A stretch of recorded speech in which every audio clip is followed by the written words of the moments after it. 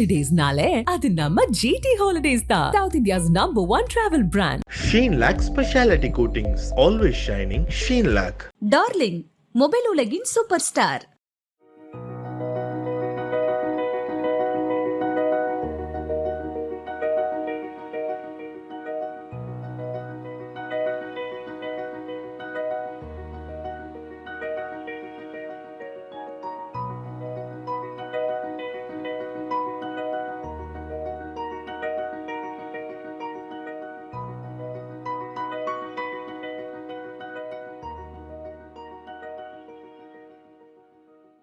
Mr. K. Hariharan, welcome to Galatta Plus. Thank you. I just wanted to begin with the fact that when I wrote Conversations with Mani Ratnam way back in 2012, the person on stage during the book launch event was you. Yes. So when you've written Kamal Haasan, A Cinematic Journey, Yes. I'm very happy to return the favor to launch your book, so to speak. Very happy to have this. The viewers at Galatta, this is one of our foremost film academics, and even if you read this book, it is not just your general, biography kind of book. It is divided into very interesting chapters. My favorite chapter title being the Masquerade Trilogy, Yes. which is Dasavdaram, Vishwarupam, and Uttama Uttama Villain. Villain, So yes. that's that. That you combine Yes. books like that, and it's a very interesting approach to look at the career of one of our most important. I don't know whether to call him a star actor or an actor star, Yeah. but He's a total filmmaker. filmmaker, He's a total total filmmaker. filmmaker, So, Hari, you've known Kamal Haasan for a very long time. Yes. Can you remember your first meeting with him? I think my first meeting was at Chennai Film Society. Okay. Yes. I The was one near president. SIT college. No, it used to be done at the chamber. Chambers had a theater next on the main road. So he came to see films. Largely because he was asked by Anantu. So Anantu was a big member. He was there every screening. He would be there. And I think one day Anantu called him over. It was a Bergman film, or it was a Polish film, and they were there. And then I got introduced to him, and he said, "Ah, yeah, of course." And of course, you see, This was roughly around 81, 82. Okay, so you made Era the Money then? I just finished Era the Money. You finished making it. Finished making it. I had finished, Ghaziram Kotwal, and I did my children's film. It was my third film. I was finishing and making it when we launched the society. And it was a monthly screenings, and quite after that he would come, sit there, watch screening, take part in the discussions. So he was always feeling that, you guys are from the Film Institute, and you have a big edge over all of us, and I would say nothing like that. Please go into the Film Institute. It's just a way of, I could have done it anywhere else. And I think Kamal Haasan had the little chip on his shoulder. He never went to a film school, and he always loved to be with people. In fact, one of his earliest films is Setu Madhavan, film called Kanyakumari. Rita Baduri was an actress, and she's a film institute. So he says, "Oh my God, I was in, all butterflies in my stomach. I'm going to work with a film institute student, And then I found that she's just like me.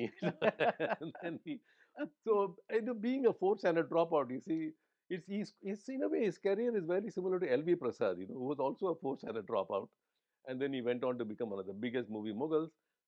It's no wonder that Kamal Haasan and L.V. Prasad were such close friends. They loved each other. And then they did so many things together. You see, Yeah. So that was the first journey starts there. That's a great image, because here you have the star of Sakalagala Vallavan Yes. and other monstrously commercial films Correct. attending screenings of Bergman and Exactly. Yes. whatever this is. It's like, and I think that fantastic schizophrenic nature of Yes. this is followed him throughout his career. Yes. There was actually a phase where he was making a Guna on one side, a totally commercial movie on the other side. Correct, something else would come, something else would come. That was something else. That's why I think I called him a Bahurupi. Yeah. He referred to himself as a Bahurupi, a person who wore many hats, many masks. And he just loved to be everything at the same time. Right. And he says, I don't know which hat I'm wearing at what time. So sometimes I dominate as an actor, sometimes I dominate as a director, sometimes I'm as a producer, set director, music director. So he says, sometimes I do not, I'm wearing so many hats, on a film. But I think that was his greatness, that he could take all these hats and work together, and We were set of film. In fact, when I told him I'm going to select 40 films, out of his 250, his first reaction is, "You really can find 40 films worth watching?" I don't, Kamal, I think you're being very modest. I think there are more than 40 films, but for the sake of the book and its length, I think 40 films would be good enough, and I'll combine them in certain ways, and give it to you. Before we start talking about the book, Ah, this book, yes, let me yes. do the, make your publishers happy and keep showing it as much as possible. Before we start about the book, can you define in your words? I mean, of course, the question I'm asking is redundant. Of course, Kamal Haasan is one of the most important Indian cinema Yeah, yeah, personalities. absolutely. But in your words, why is it so? Why is it so? I think because I being a kind of an academic in mind, I have always felt that when you watch a film, the context is more important than the text. Hmm. Why was the film made in such and such a manner, in such and such a time, and such and such a space? And we used to have, when I started the film academy in 2005, he used to visit me quite often there, because from the studio sets he will come to the room and he will talk about, hey, அந்த படம் பார்த்தேன், I saw இந்த படம் பார்த்தீங்களா, super film. There's a brilliant film I saw by Antonioni yesterday. அது என்ன shots எல்லாம் எடுத்திருக்காருன்னு. And so this conversation began, and he always liked the context of the fact that Italy was in the Second World War. It came out of a war, and Japan came out of a war and produced Kurosawa. Right. And so these discussions will continue, and he could be, he could quote from Karl Marx and, Thoreau and Locke and Hume. And I would say, wow, where did you study all this? It's incredible. At the same time, he would also talk from Vedanta Desikan and Marvars and all that he also quote. So that's how our idea generated, that, yeah, we should talk about something more than just the film. The film is a final expression, but the things that went behind the film always fascinated me much more than the film itself. It somehow came to one point where we said, let's do a screenplay writing workshop. That was the one at IIT. 2009 at IIT, yes. Ah. And I said, sure, let's do it. And Kamal said, yeah, I'll organize it. You run the show. So we called some speakers and all that. For 1 week long, we ran the film shop, screenplay writing workshop. And I must tell you, he was sitting there in the front row all the time, listening to all the lectures, you see, as if like a student. He almost generated a workshop for his sake, for himself. And then after the workshop was over, I was thinking, why don't I write a book on you, on your film? This was toying, and then suddenly, out of the blue, HarperCollins said, would you like to write a book on Kamal Haasan? I said, wow, this is something I've been toying. And they said, offered it on a platter, and I called up. He said, sure, let's do it. And that's how the journey started. So we selected films. I told him these are the 5 films that I want to take from your.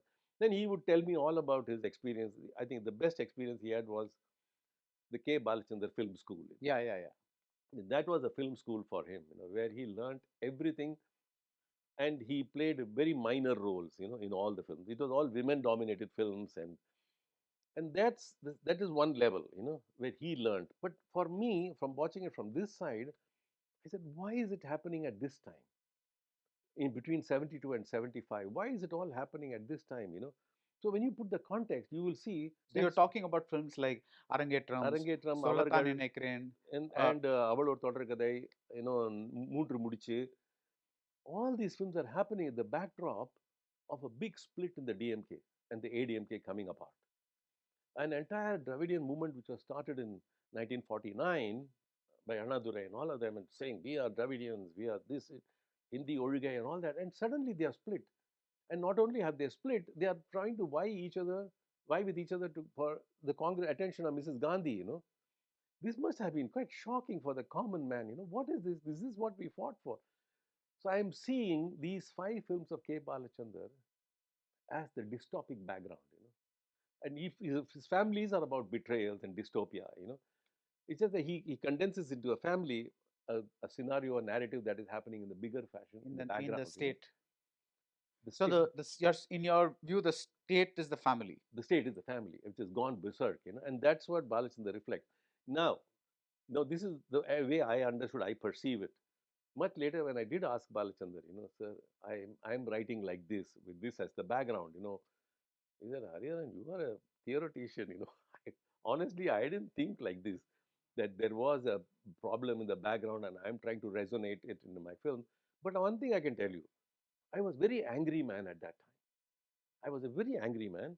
And I discontinued making those comedy films, like Bama Vijayam and Sarvar Sundaram, and I didn't want to do any more of that. I wanted to enter into this. And somehow Kamal Haasan and Rajinikanth both dropped in on the set, and they played minor roles. So both of them learnt a lot. And of course, Anantu being the mediator, a lot of communication transpired. It was a phenomenal film school for both Kamal Haasan and Rajinikanth, in that sense. These Right. 5 films that I called it the pentology at first, But then Harper Collins said, hey, what is this word pentology? Nobody has ever used this word. I think there is a word. There is a word. I think we can invent a word. Yeah. They said, but let's make it. So we called it the 5 films of K. Balachandran. So things like this, I would keep getting feedback from them. And then slowly the film started working. And then I said, why should I discard films like Sakala Kallavalam just because they are typically mainstream? I said, let's write about it. I wrote that article and I sent it to him, and he was quite fascinated that Sent you it to Kamal Kamal Haasan. Haasan, yeah. Okay, And he replied back, and that also I have quoted in the book, that how he saw this a very different view, that you can see that as the expression, because that is the time when Jayalalitha was in power, when this film is coming up, So how did you see these characters? So I'm not, so what I'm trying to say, yes, there is my perception of the context. And I think it is important for all of us, to read context as as important as the text of the film. right. I think if you ask me what is the main purpose of this book, this is the purpose of the book. That everybody should start looking at the context. Even today, if a film like Vikram and RRR and all these, what is the context in which these films are coming? Once we kind of settle with that, we no more become polarized to say this is a good film and bad film. Yeah. That's something from the beginning I never liked. In fact, I would argue that Sakala Kallavalam is one of the most important films in Kamal's career, Mm. simply because it gave him the clout and freedom to do, uh, the movies that he subsequently Yeah, did, yeah, because he became a megastar after that.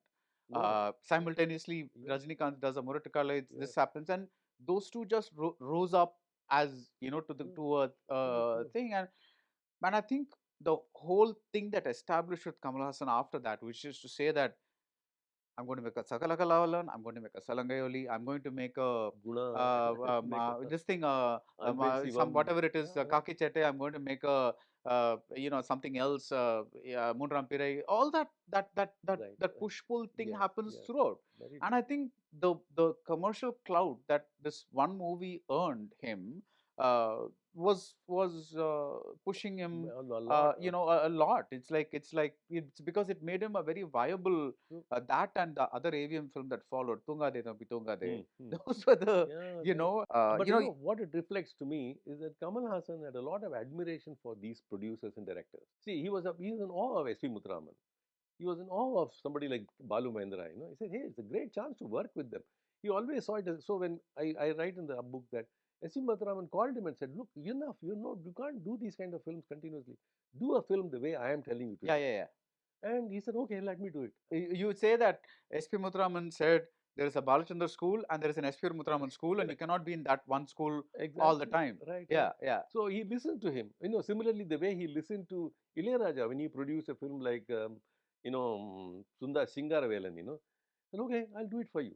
So I think that he has this same time a huge respect for these people who he feels are the pillars of the industry. Right, right. And we should respect them. They have a point of view. And therefore, he does Singaravelan, he does Sakala Kalavallavan in the same breath as he would do a Guna or he would do an Anbesivam. Right. And I think the most interesting aspect of it is that there is no shame. Hmm. There is no snobbery.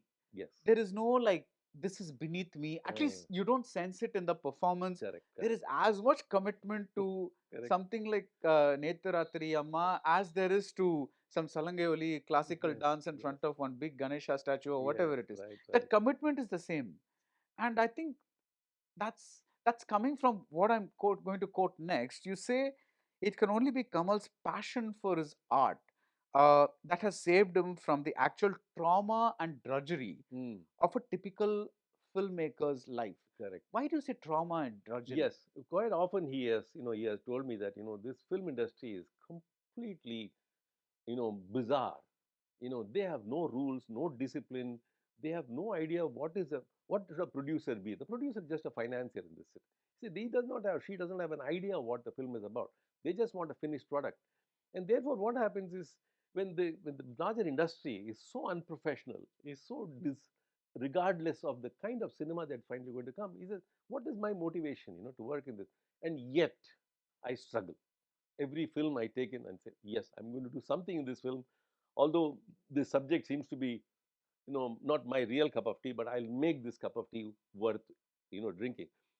At at heart, he was basically a fan of Chaplin. Yeah. He And you was. talk about that I in the talk about it. yeah. He was a Chaplinesque man. But unfortunately, he did not have the kind of wherewithal which Chaplin had, an entire studio at his beck and call. He would write screenplays as he went and improvise with his actors. Now, that's the kind of, system he never had, to work with. He was a big fan of Buster Keaton. And thanks to being a big fan of Buster Keaton, he broke so many bones in all his films. He was a big fan of Jacques Tati, Maurice Hulot Holidays, Playground. And you can see Playtime. Playtime, Ah. yes.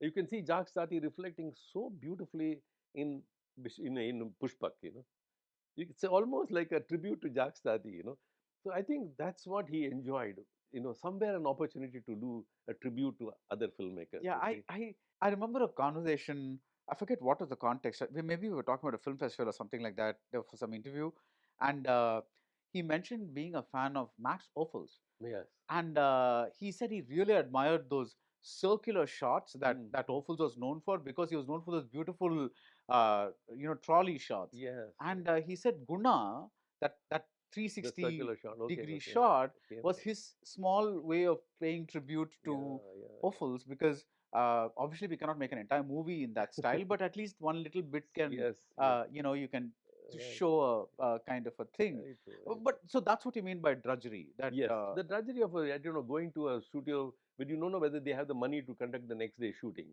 okay, And these fellows say, "Sudden cancel it, sir, I'll come please next week." So he had to do 6 films parallelly, 10 films. I mean, imagine between 75 and 85, he has done 120 films. wow, How could he? I mean, sometimes did he even have time to brush his teeth? So it is 120 films, and therefore they must have been shooting parallelly, and therefore he has no clue what the other scenes are like, right. apart from his scenes in the film. And then when you see so many of his film, you'll see it's a mess, total mess. But he said, well, that is the industry. And how he would, love to be in a kind of a clinically driven Hollywood setup, where every screenplay is vetted, there is a book, an author who is writing this book, and there is a regard for that author's viewpoint and Yeah. things like that. That's something which we have never generated in India. We have always been improvising all the time. He would tell me quite often that he would ask his actors to come for a rehearsal. Let's do a workshop. Let's rehearse these lines. They'll say, "Sir, no, sir, you are there. We'll wing it on the location. And he said they would not come for rehearsals, and they had no time for all these things because they want a final object. Will there be a finished film at the end of the time? No. Then why should we come? So that's something he was always bothered about. And probably that's the reason why he spent so much time with Ilayaraja, because that's probably one organized setup. See, the music department in India is very organized because it has to run through notation, a song has to be completed. And he would spend a lot of time with him, in the background scoring. And I have personally seen him, while he's doing background scoring, he'd be sitting there and sometimes, can I hum something here? Can I do a song for you? I think they are the pillars for him, great pillars, yes. So in short, he always believed that if this industry was a better industry or more organized, more disciplined, more professional, we would be making much better films. Sometimes when I see a work of Kate Blanchett, or Emma Thompson, how wonderful it would have been for Kamal Hassan to act with these actresses, with a Meryl Streep. He would have been a different film altogether. He could have lit those films more beautifully. Whereas here, he does not even know what is he going to do the next day. But do you think that is still the case? Still the case. They are now that the budgets have shot up, they are making lesser films. They are making lesser films. It is just that once you shoot the budgets up, then you got to be depending on pyrotechnics. You got to make it spectacular looking. It's like a giant circus. You got to be working inside. Nothing wrong, but that circus format will not give space for a Mundrampire, or even a Papanasam. But do you think a Moonrampira is even possible today?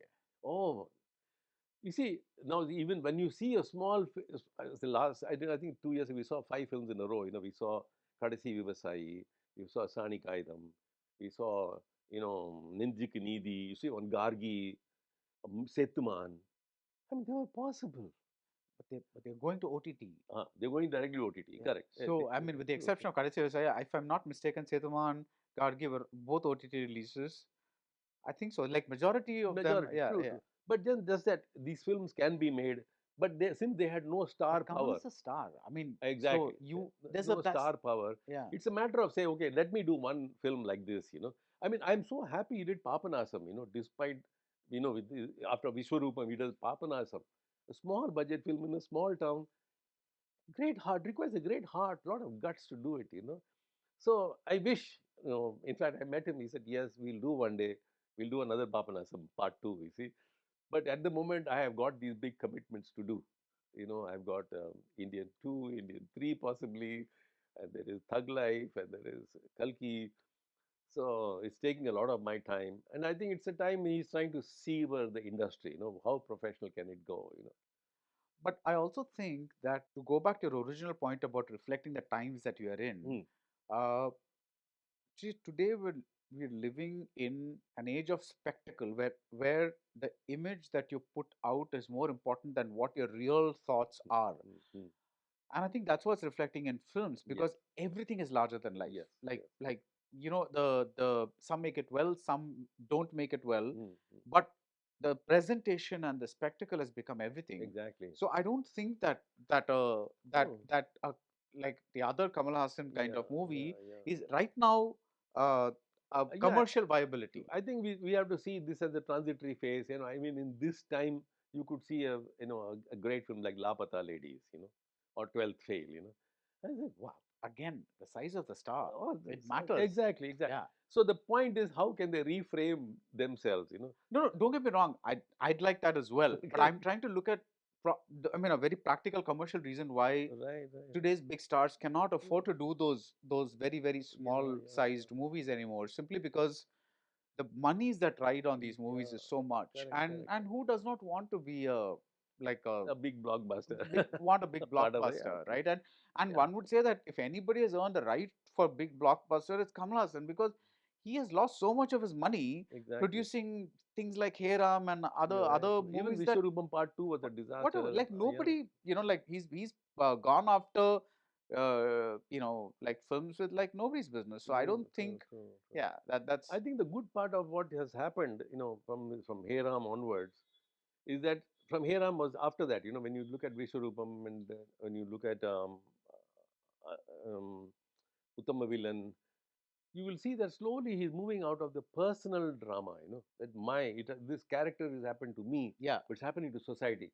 So the social commitment, it seems to be coming up with these films, and similarly in Vikram also, this is a social commitment which is becoming more important than if this happened to happen to somebody else, would I be so interested?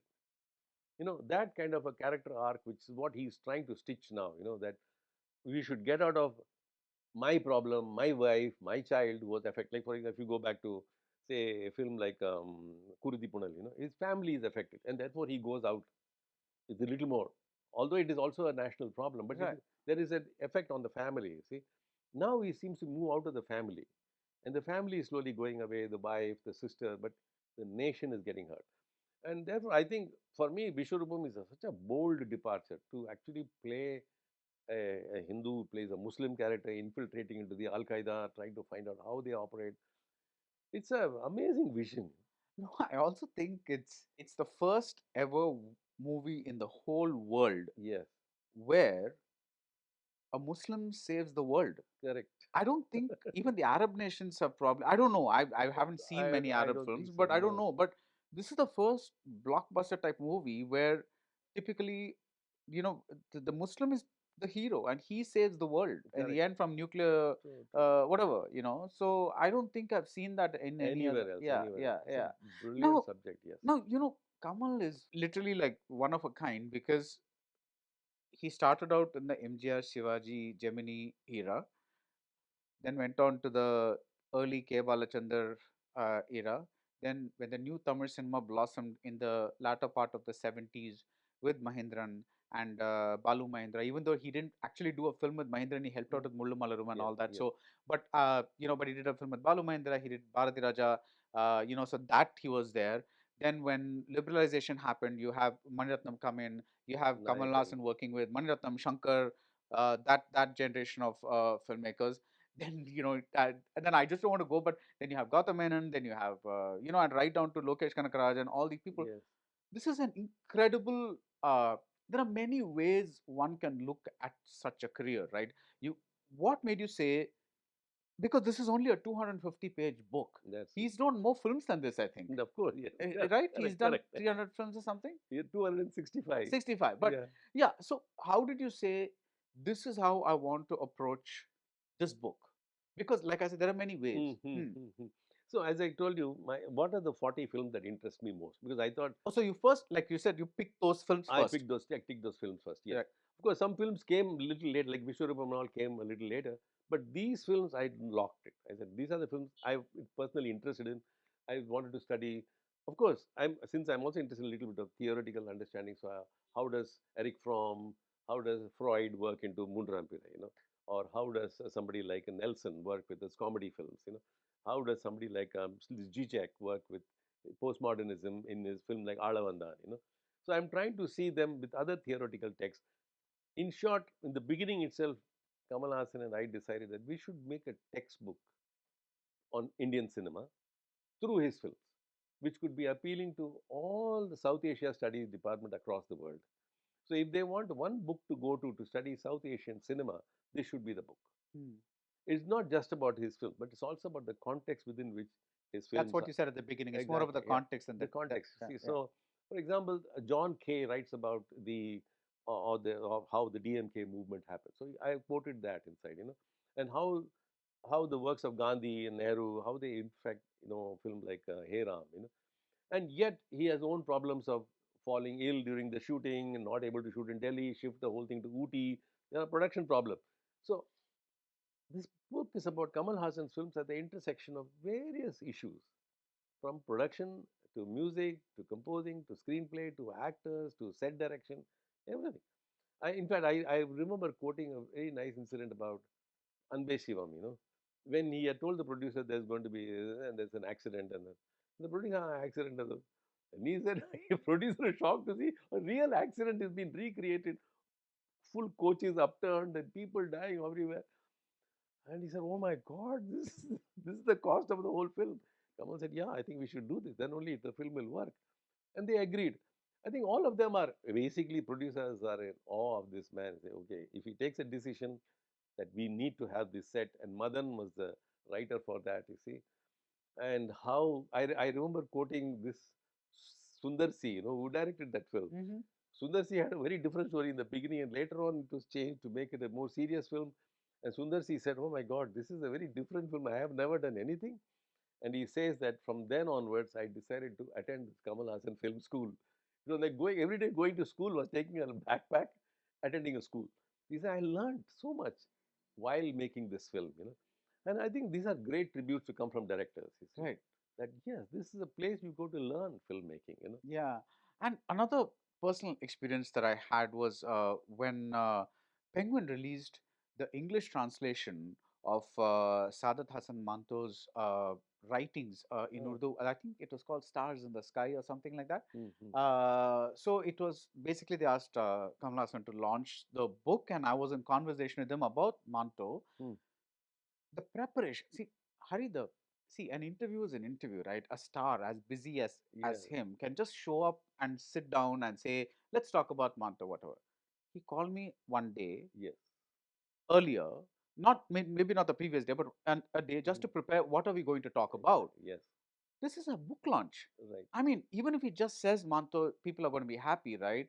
But he took it so seriously. Yes. And he showed this is from there in Heram, this is what I took from Manto, this is what this thing. Then you went into Khushwant Singh, train to Pakistan, this, that, all that kind of stuff. And I swear, I am a big Kamal Hassan fan. I have make no bones about it. But on that day, when he was answering those questions about Manto, the precision, the ability to pick out quotes from this story and that story, it just stunned me. How much of this do you think has he been able to actually use this memory of his, this talent of his to, or this interest of his in various things? Yes. How much of it has actually gone into his films? I think I think in the 40 films that I've selected, it has gone into. It has gone into. Yeah, yeah, there is no doubt about it. I mean, all his readings of Telugu literature, early Bhakti literature, you can see it in K. Vishwanath's films. And you can see that he's done But do you think the author of those films is Kamal or K. Vishwanath? in a way that I think it is the dialogue between the two of them that is the film. You see, it is Okay. not just that they come with one final script. So I say, for example, the reference to photographs in K. Vishwanath Salangoli is amazing. The notion of photography, she comes as a still photographer, and how does photography develop as its own tool, as an own narrative? I think this is something which has come in the discussions. I would not say it is his alone, but it's also the cinematographer who would say, hey, let's do this, let's do this. So in a way, wherever he finds the soil good enough to plant his thoughts in, they come up. Okay. And that's, I think, what happened with Singhitam Srinivasa Rao also. See, he's a great soil, and then Singhitam takes it up and does something else altogether. And for example, if you say a film like, say, Apuru Sagodaragal, and if you see the Raja Kaiya Vecha song, you can see it's a big tribute to Busby Berkeley. Hmm. I'm sure he would have asked, Sundaram Master to say, hey, நீங்க பாருங்க இதெல்லாம் கொஞ்சம் பாருங்க. And you would have seen Busby Berkeley of those days, 42nd Street, and say, wow, let's do this. And then they go to a rover car, and the cars go back and forth, and some amazing piece of choreography, you see. I think he looks for such soil. Yeah. So no. The reason I asked you is because uh, that is his production, his screenplay, and Apuru Sagodaragal, and he's the author in a way, In a even though he way, may not be the director. Right, right. Whereas that's what I was, But like. yeah, but I think wherever he goes, he throws his seeds there. Yeah, I'm sure Singhitam Srinivasa Rao will come up with some more ideas and say, we'll do this. I mean, I've spoken to him. Singhitam says this guy, working with Kamal Haasan was an amazing thing. Right. In fact, the very first film when he did a film like Raja Parve, I thought, oh my God, why should I do a film? First film, my film with him, and it's about a blind violinist, an anti-sentimental film. But he said he had the guts, he had the conviction that this story will work. And therefore, I said, okay, let me go with you. So, in a way, it is, let me say, I think it is his guts, it is his passion that everybody starts contributing. Let me put it that way, you see. Right. He's like a grand conductor, he's like a Leonard Bernstein, who can actually bring the best out of every violinist there. Although the score may be there written, but to bring the best out of people in that time.